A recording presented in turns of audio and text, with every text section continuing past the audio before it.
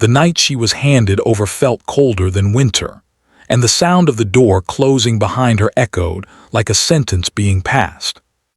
At 19, still innocent and afraid, she believed her life had ended, until the poor farmer she was sold to did something no one had prepared her for. Her name was Clara Whitmore, and until 3 months earlier she had belonged to a house that smelled of starch and bitterness. Her mother had died young. Her father followed her into the grave not long after, leaving behind debts that arrived faster than sympathy. In a town where survival mattered more than tenderness, Clara became a solution rather than a daughter. Men spoke over her head, counted coins, shook hands. She stood silent, fingers folded tight, as her future was decided like a sack of grain.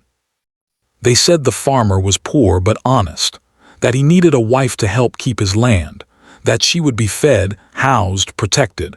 No one asked if she wanted any of it. Elias Boone did not come to the house himself. He sent his uncle, a stooped man with kind eyes who would not meet Clara's gaze for too long, as if ashamed of the transaction even as he completed it. The money was counted. Papers were signed. Clara's childhood ended with the scratch of a pen. The journey to the farm took a full day. Clara sat on the wagon, clutching a small bag that held her entire life, 2 dresses, a worn book of psalms, and a ribbon her mother once wore in her hair. She imagined Elias Boone as the stories described him, rough, desperate, hungry for a wife because he could not afford help. She imagined a man who would claim her like property because that was what she had become. The farm sat at the edge of nowhere, land stretching thin and stubborn beneath a pale sky. The house was small, weathered, but clean. Smoke rose from the chimney. Elias stood waiting. He was younger than she expected. Late 20s, maybe early 30s. Tall, lean, hands rough from work. His clothes were plain but mended carefully.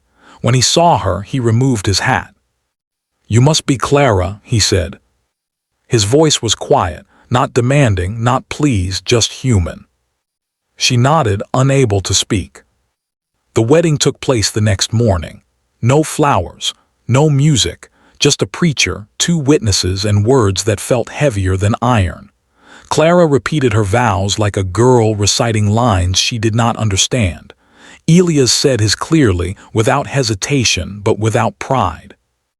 "You are my wife," he said when it was over, as if stating a fact he was still learning how to carry. The day passed in a blur of small tasks.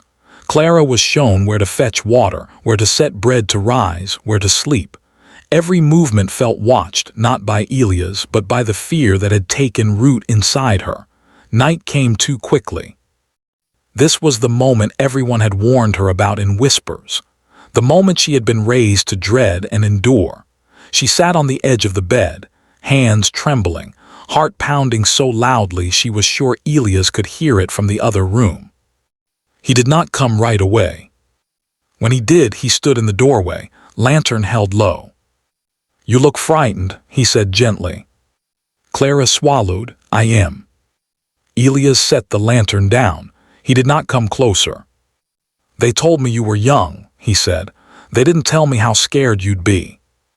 Silence stretched between them. "I want you to listen carefully," he continued. "Whatever you think tonight is supposed to be, it doesn't have to be that." She looked up, confused. "I didn't marry you to take something from you," he said. "I married you because I needed a partner, and because they said you needed a place to be safe." Her breath caught. "But we're married." "Yes," he said, "that means I will not hurt you."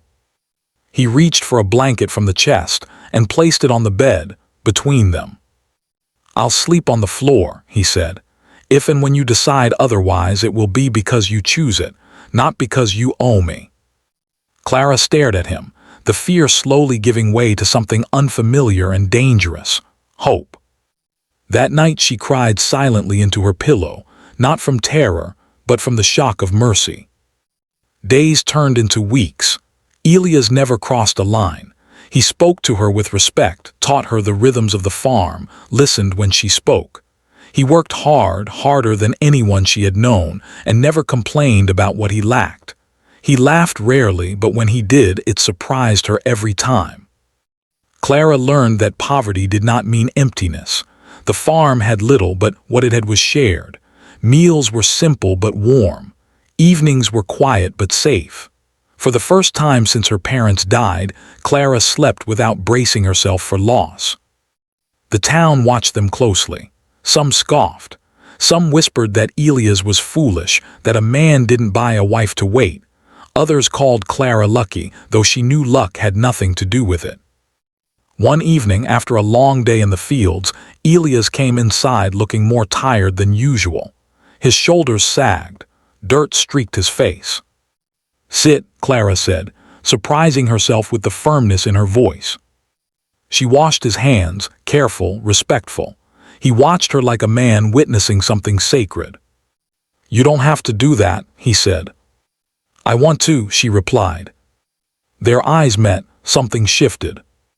That night when he asked if she was ready to share the bed, not as a demand, but as a question, Clara took a long breath and said yes. Nothing happened the way the stories claimed it would. There was no fear, no pain born of cruelty, only patience, tenderness, and the understanding that love could be built, not taken. In the years that followed, the farm grew, not in size but in life. Children came.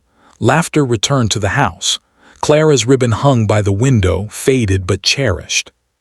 People would later say she had been sold to a poor farmer.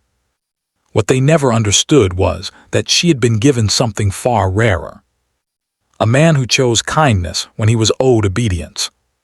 A wedding night that taught her love did not begin with taking, but with waiting. Years passed quietly, the way deep rivers do. No spectacle on the surface, but strength moving steadily underneath.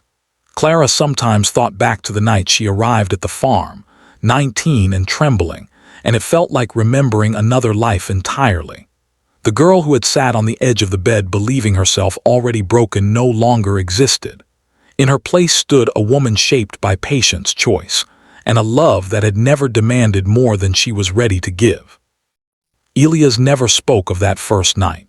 He did not use it as proof of his goodness, nor did he expect gratitude. To him, it was simply the way things should have been. That, more than anything else, deepened Clara's respect for him. Kindness that asked for nothing in return was rare in a world that kept score. Their marriage did not turn suddenly into a storybook romance.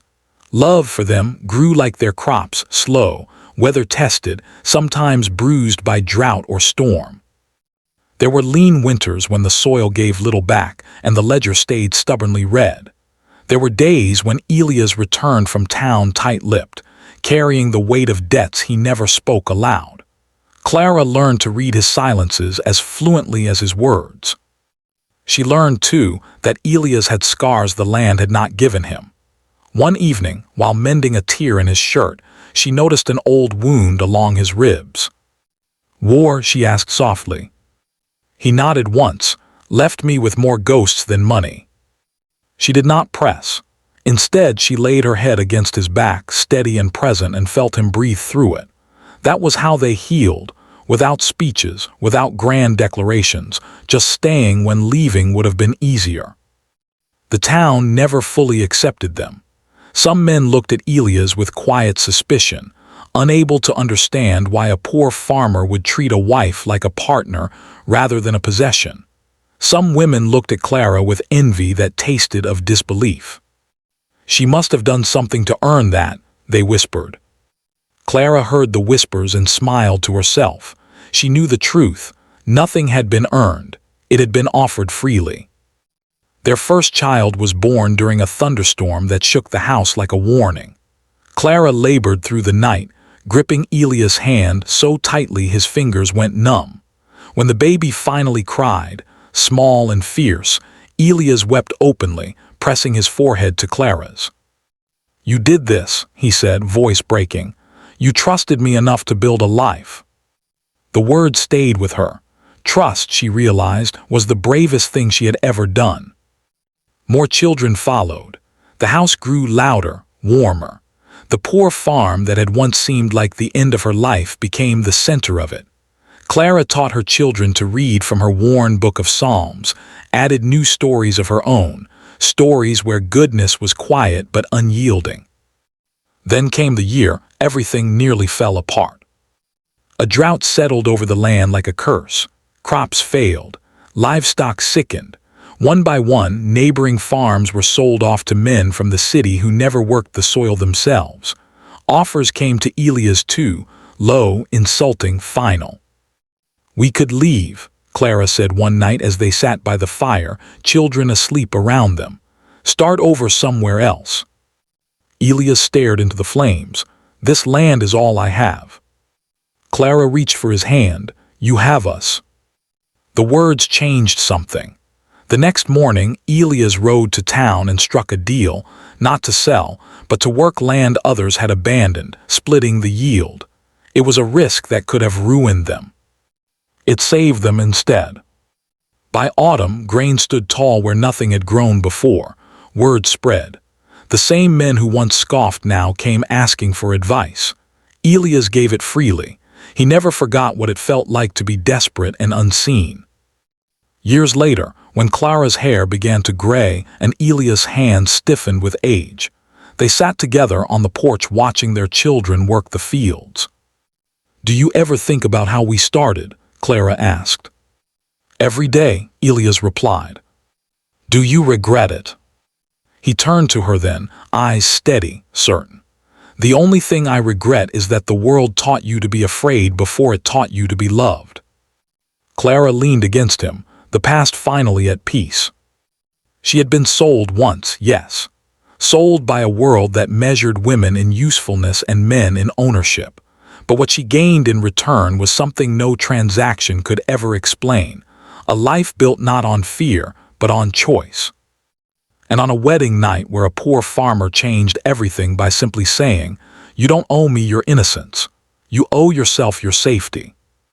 That choice echoed through generations, carried forward in children who knew what kindness looked like, and in a woman who had learned that love, when given freely, was the richest thing any person could ever own.